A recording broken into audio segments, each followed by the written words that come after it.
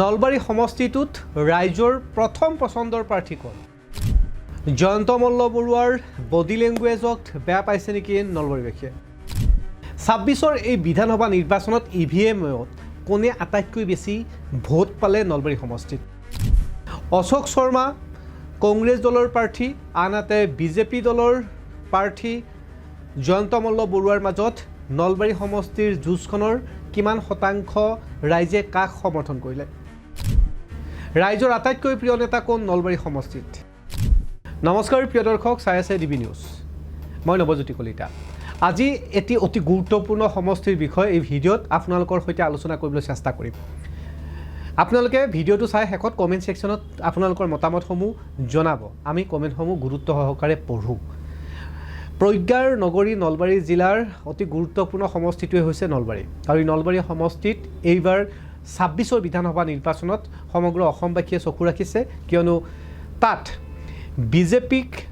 BJP মিত্ৰজোঁটৰ প্ৰাৰ্থী হিচাপে জয়ন্ত মল্ল বৰুৱা, আনজন হৈছে বিৰোধীৰ মিত্ৰজোঁটৰ হৈ কংগ্ৰেছ দলৰ প্ৰাৰ্থী অশোক শৰ্মা। উল্লেখযোগ্য যে অশোক শৰ্মা পূৰ্বতে বিজেপি আছিল, আনহাতে জয়ন্ত মল্ল বৰুৱা পূৰ্বতে কংগ্ৰেছ আছিল। যেতিয়া ইয়াৰ আগৰ যিসমূহ নিৰ্বাচন আছিল, এই নিৰ্বাচনত কংগ্ৰেছৰ প্ৰতীকত খেলিছিল জয়ন্ত মল্ল বৰুৱাই, আনহাতে বিজেপিৰ প্ৰতীকত খেলিছিল, অৰ্থাৎ পদুম ফুলৰ ছবিত নিৰ্বাচনত অৱতীৰ্ণ হৈছিল অশোক শৰ্মা। কিন্তু এই ২৬ৰ বিধানসভা নিৰ্বাচনত ছবি দুটা অৰ্থাৎ লঘু দুটা ওলোটা হ'ল। অশোক শৰ্মাক বিজেপি নাই, অশোক শৰ্মা কংগ্ৰেছত আহিছে, আনহাতে বিজেপিত গমন কৰিছে জয়ন্ত মল্ল বৰুৱাই। আৰু এই বিষয়টোক লৈ খুবেই চৰ্চিত আৰু ৰাইজৰ প্ৰথম পচন্দৰ প্ৰাৰ্থী কোন হ'ব পাৰে, এই বিষয়ত এতিয়াও চৰ্চা অব্যাহত আছে। কেইবাটাও কাৰণ আছে য'ত জয়ন্ত মল্ল বৰুৱাক বেয়া পোৱাৰ বহু স্থল আছে, কেইবাটাও কাৰণ আছে য'ত অশোক শৰ্মাকো বেয়া পোৱাৰ থল আছে। কিন্তু নলবাৰীবাসীৰ প্ৰথম পচন্দৰ প্ৰাৰ্থী কোন, সেয়া আপোনালোকে এই ভিডিঅ'ৰ শেষত গম পাব। কি কাৰণত কৈছোঁ সেয়াও আপোনালোকে গম পাব। তাৰ পূৰ্বে জনাই লৈছোঁ আজিৰ দিনটোত কেইটামান গুৰুত্বপূৰ্ণ খবৰ। শেহতীয়াভাৱে নিশা অহা মুষলধাৰ এজাক বৰষুণৰ ফলতেই মহানগৰীৰ কেইবাটাও মূল পথ আৰু উপপথ এতিয়াও জলমগ্ন হৈ আছে। এতিয়াও এটা আঁঠুৰ তলত ওপৰত পানী আছে। কেইবাটাও উপপথত লোকসকলে এতিয়া ভালকৈ খাব পৰা নাই, তেওঁলোকে কক বকাইছে। মহানগৰবাসীয়ে আকৌ এবাৰ নৰক যন্ত্ৰণাত ভুগিব লগা হৈছে। কিন্তু এই সময়তেই সচেতন মহলৰ মাজত প্ৰশ্ন উত্থাপন হৈছে যে এতিয়া বহাগ মাহ, এই বহাগৰ সময়তেই যদি এনেধৰণৰ এজাক বৰষুণতেই কৃত্ৰিম বানত কক বকাইছে মহানগৰবাসীয়ে, তেতিয়াহ'লে মহানগৰত এনেধৰণৰ উন্নয়ন তেওঁলোকক নালাগে। আনকি সামাজিক মাধ্যমত চৰ্চা কৰিছে যে মহানগৰীত আৰু উৰণ সেতুৰ প্ৰয়োজন, কাৰণ বানপানী হ'লে এই উৰণ সেতুতেই নিশা কটাব লাগিব মহানগৰবাসীয়ে। শেহতীয়াভাৱে দেওবাৰৰ নিশা যেতিয়া বৰষুণজাক আহিছিল, প্ৰায় সংখ্যক বাহন অভাৰব্ৰিজৰ অৰ্থাৎ উৰণ সেতুৰ ওপৰত ৰৈ গৈছিল। বহু সংখ্যক লোকে নিশা তাতেই কটাব লগা হৈছিল। এক অবৰ্ণনীয় পৰিৱেশ বাৰিষা আহিলে আৰু আছেই, যাৰ বাবে এতিয়া সামাজিকভাৱে সচেতন একাংশ লোকে ক'বলৈ আৰম্ভ কৰিছে এনেকুৱা উন্নয়ন আমাক নালাগে। এজাক বৰষুণতে আমি মহানগৰত মহাসাগৰ দেখা পাওঁ। আৰু সামাজিক মাধ্যমতো ভাইৰেল হৈছে কেইবাটাও ভিডিঅ', তাৰ কেইটামান অংশ আপোনালোকক দেখাই লৈছোঁ। বানপানীত শেহতীয়াভাৱে কেনেধৰণে ডুব গৈছে বাহনসমূহ, কেইটামান দৃশ্যাংশ আপোনালোকক দেখাই লৈছোঁ। স্কুটাৰ অৱস্থা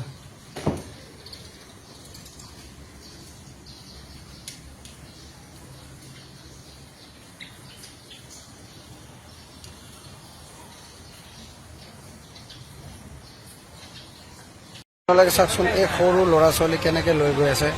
এয়া মালিগাঁৱৰ নতুন অভাৰব্ৰিজৰ ওচৰত এই সৰু সৰু ল'ৰা ছোৱালী দেখিছেনে কেনেদৰে লৈ গৈ আছে। বিপদৰ ওপৰত বিপদ, আপোনালোকে চাওক।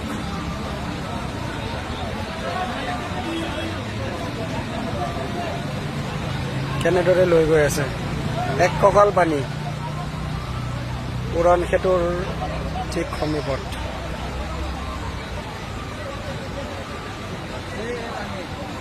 চাওকচোন, এক কঁকাল পানী হৈছে। ইয়াতে কোনো ধৰণৰ পৰিকল্পনা নাই। এই পানীখিনি এইফালৰ পৰা আহিলে কেনেকৈ যাব, অসমত কোনো ধৰণৰ এজন ইঞ্জিনিয়াৰ নাই চাগে অসম চৰকাৰৰ। এইটো হৈছে পৰিকল্পনাবিহীন আঁচনি। ফ্লাইঅভাৰখন বনাইছে, কিন্তু ইয়াৰে পানীখিনি কোনফালে যাব কোনো ধৰণৰ পৰিকল্পনা নাই, যাৰ বাবে এনেকে হাজাৰ হাজাৰ মানুহ এম্বুলেন্স পৰ্যন্ত এনেকে ৰৈ থাকিব লগা হৈছে। দেখিলে এইসমূহ দৃশ্য বাস্তৱ, আৰু এইসমূহ দৃশ্য এতিয়া মহানগৰীত সুলভ। আজিও ককবকাই আছে মহানগৰবাসীয়ে, এতিয়াও কৃত্ৰিম বানৰ পৰা মুক্ত হোৱা নাই।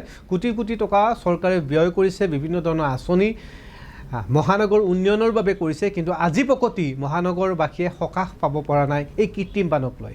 আনকি আজিৰ দিনটোত সামাজিক মাধ্যমত লিখা দেখা পোৱা গ'ল মন্ত্ৰী জয়ন্ত মল্ল বৰুৱাৰ যে কৃত্ৰিম বানৰ বাবে কিছু ৰ'ব লাগিব, অপেক্ষা কৰিব লাগিব, তেনেধৰণৰ মন্তব্য। কিন্তু আজিৰ এই ভিডিঅ'ত আপোনালোকৰ সৈতে বিশ্লেষণ কৰি আছিলোঁ অতি গুৰুত্বপূৰ্ণ এটা সমষ্টি নলবাৰী, আৰু নলবাৰী সমষ্টিত ৰাইজৰ প্ৰথম পচন্দৰ প্ৰাৰ্থী কোন হ'ব পাৰে। শেহতীয়াভাৱে #জাষ্টিছ ফৰ জুবিন গাৰ্গ, অৰ্থাৎ জুবিন গাৰ্গৰ প্ৰভাৱ নলবাৰী সমষ্টিত বৰকৈ পৰিল। জুবিন গাৰ্গৰ সৈতে প্ৰজ্ঞানগৰী নলবাৰীৰ এটা সম্পৰ্ক আছিল। বিভিন্ন ধৰণৰ সাংস্কৃতিক অনুষ্ঠানত জুবিন গাৰ্গে গৈছিল। জুবিন গাৰ্গৰ লগত নলবাৰী জিলাৰ সম্পৰ্ক ইমানেই আছিল যে জুবিন গাৰ্গে গৈ নলবাৰী জিলাৰ মাখিবাহাস্থিত গাঁওখনত এটা পুথিপঁৰাল জীৱিত কালতেই আছুৰ নেতৃত্বৰ গঢ় লৈ উঠা এটা পুথিপঁৰালো উন্মোচন কৰিবলৈ গৈছিল। আনকি জুবিন গাৰ্গে বিভিন্ন ধৰণৰ শিল্পী অনুষ্ঠানসমূহত বঁটা দিবলৈ হ'লেও জুবিন গাৰ্গক নিমন্ত্ৰণ কৰিলে নলবাৰীলৈকে বহু কম মূল্যত অথবা কেতিয়াবা মূল্য নোলোৱাকৈ অহা যোৱা খৰচটো লৈও গৈছিল। তেনেধৰণৰ উদাহৰণ বহুত আছে। আনকি জুবিন গাৰ্গৰ ফ্ৰেইল ক্লাবৰো সক্ৰিয়তা নলবাৰী জিলাত অন্যতম। আজিও জুবিন গাৰ্গৰ জাষ্টিছ বিচাৰি নলবাৰীবাসীয়ে লিখি আছে সামাজিক মাধ্যমত, অন্তৰত কৈ আছে। তেনে সময়ত এই নিৰ্বাচনৰ সময়ত জুবিন গাৰ্গৰ ন্যায়ৰ প্ৰভাৱ নপৰা নহয়। জেনজি অথবা প্ৰজন্মৰ একাংশ লোকে জুবিন গাৰ্গৰ ন্যায় বিচাৰি এইবাৰ ভোট দিয়া বুলি উল্লেখ কৰিছে। আনহাতে জুবিন গাৰ্গৰ লগত মন্ত্ৰী জয়ন্ত মল্ল বৰুৱাৰ সম্পৰ্ক বন্ধুত্বপূৰ্ণ। বি বৰুৱা কলেজত অধ্যয়ন কৰাৰ সময়ৰ পৰা জুবিন গাৰ্গক কেনেকৈ গুৱাহাটী ইউনিভাৰ্চিটিত আৱিষ্কাৰ কৰিছিল জয়ন্ত মল্লই, এইসমূহ কথা সংবাদ মাধ্যমতো প্ৰকাশ হৈছে। আনকি জয়ন্ত মল্ল বৰুৱাই নিজেও দাবী কৰে যে জুবিন গাৰ্গক প্ৰথম মঞ্চ বা সৃষ্টি কৰা মানুহজন তেওঁৱে। এই কথা ইতিমধ্যে সংবাদ মাধ্যমত পূৰ্বতো প্ৰকাশ হৈছিল। যাৰ বাবে জুবিন গাৰ্গৰ এই প্ৰভাৱটো নলবাৰীত কেনেধৰণে প্ৰজন্মই লৈছে সেইটো লক্ষণীয় হ'ব। 4 মে'ৰ EVM-ৰ দিনাখন আমি গম পাম। দ্বিতীয়টা এটা বিষয়ত নলবাৰীৰ অন্যতম পচন্দৰ প্ৰাৰ্থী হ'ব পাৰে জয়ন্ত মল্ল বৰুৱা। শেহতীয়াভাৱে নলবাৰীৰ যি আন্তঃগাঁথনি আৰু উন্নয়নৰ ক্ষেত্ৰত নলবাৰী চহৰখনৰ পৰিৱৰ্তন যোৱা 5 বছৰত স্পষ্ট ৰূপত দেখা পাইছে নলবাৰীবাসীয়ে, যাৰ ফলস্বৰূপে একাংশ লোকে নলবাৰীৰ অন্যতম পচন্দৰ প্ৰাৰ্থী হ'ব পাৰে এই নেতাজন। আনহাতে একেখিনি সময়তেই জয়ন্ত মল্ল বৰুৱাৰ বডি লেংগুৱেজ ভাল নাপায় নলবাৰীবাসীয়ে। জয়ন্ত মল্লৰ শেহতীয়াভাৱে সম্পত্তিক লৈ ওলোৱা কিছু খবৰ সংবাদ মাধ্যমতো প্ৰকাশ হৈছিল, যাক লৈ সন্তুষ্ট নহয় নলবাৰীবাসীৰ একাংশ ৰাইজ, যাৰ ফলস্বৰূপে অশোক শৰ্মাই সেই সকল লোকৰ ভোট অথবা পচন্দৰ প্ৰাৰ্থী হ'ব পাৰে অশোক শৰ্মা। ইয়াৰ পৰা ক'ব পাৰি নলবাৰীৰ এই যুঁজখন ইমান সহজ আৰু সৰল হৈ থকা নাই। নিৰ্বাচনৰ আগ মুহূৰ্তলৈকে নলবাৰী সমষ্টিত দেখা পোৱা গৈছিল কংগ্ৰেছ দলৰ গৰাখহনীয়াও। ৰাতুল কলিতাৰ দৰে সামাজিকভাৱে ছ'চিয়েল মিডিয়াত ৰাতুল কলিতাই খুব সক্ৰিয় ৰূপত থাকে, আৰু নিৰ্বাচনৰ প্ৰাকক্ষণত ৰাতুল কলিতাও বিজেপি দলত যোগদান কৰিলে আৰু গুণগান কোৱা আৰম্ভ কৰিলে জয়ন্ত মল্ল বৰুৱাৰ। বিজেপি দলত যোগদান কৰাৰ পূৰ্বেলৈকে বিজেপি দলক সমালোচনা কৰি জয়ন্ত মল্ল বৰুৱাক সমালোচনা কৰি থকা মানুহজনো আছিল ৰাতুল কলিতাই। আৰু এইসমূহ বিষয়ৰ ওপৰত সামাজিকভাৱে জেনজি লোকে অৰ্থাৎ প্ৰজন্মৰ লোকসকলে ভাল নাপালে ৰাতুল কলিতাকো, অৰ্থাৎ কিছু প্ৰচাৰে নৈৰ্থকো কৰিলে জয়ন্ত মল্ল বৰুৱাক। অৰ্থাৎ এতিয়া নলবাৰী ৰাইজৰ পচন্দৰ প্ৰাৰ্থী কোন হ'ব এই দুজনৰ ভিতৰত আমি কিছু আপোনালোকৰ সৈতে বিশ্লেষণ কৰি আছোঁ। তৃতীয়টা আৰু অন্যতম এটা গুৰুত্বপূৰ্ণ বিষয় হ'ল দলৰ ভিতৰত অৰ্থাৎ বিজেপি দলৰ একাংশ নেতা কৰ্মীৰ মনত ঈৰ্ষাপৰায়ণ এটা ভাৱ আছে জয়ন্ত মল্ল বৰুৱাৰ সৈতে। শেহতীয়াভাৱে মুখ্যমন্ত্ৰী ডক্টৰ হিমন্ত বিশ্ব শৰ্মাৰ লগত থকা ঘনিষ্ঠতাৰ বাবে এই ঈৰ্ষাপৰায়ণতা থকা বুলি চৰ্চিত হৈছে।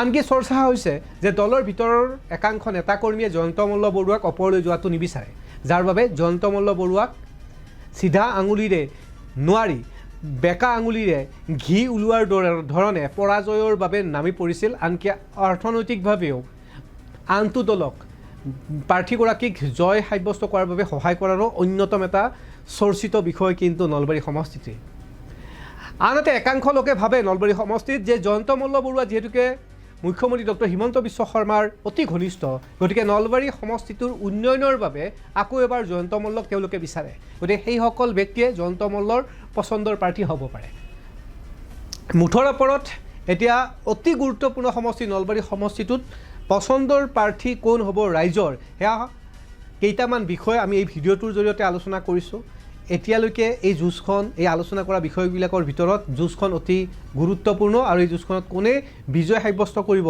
সেয়া 4 তাৰিখৰ দিনাখন গম পোৱা যাব অৰ্থাৎ 4 মে'ৰ ইভিএমৰ যেতিয়া ফলাফল ওলাব এই ফলাফলৰ দিনাখন গম পোৱা যাব নলবাৰী সমষ্টিত প্ৰথম আৰু পচন্দৰ প্ৰাৰ্থী কোন ওলাল আনহাতে নলবাৰী সমষ্টিটোতেই মুছলমান ভোটৰ সংখ্যাটোও কম নহয় তাৰ সেই ফালৰ পৰাও সেই ভোটাৰসকলৰ অন্যতম পচন্দৰ প্ৰাৰ্থী হ'ব পাৰে আন এটা দল গতিকে নলবাৰী সমষ্টিটোত প্ৰথম পচন্দৰ প্ৰাৰ্থী কোন হ'ব এয়া ইভিএমত ইতিমধ্যে বন্দী হৈছে সকলো আমি 4 মে'ৰ দিনাখন ফলাফল স্পষ্ট হ'ব কিন্তু আপোনালোকৰ মতামত কমেণ্ট ছেকশ্যনত আপোনালোকে জনাব আমি কমেণ্টসমূহ গুৰুত্ব সহকাৰে পঢ়োঁ বিদায় দিছোঁ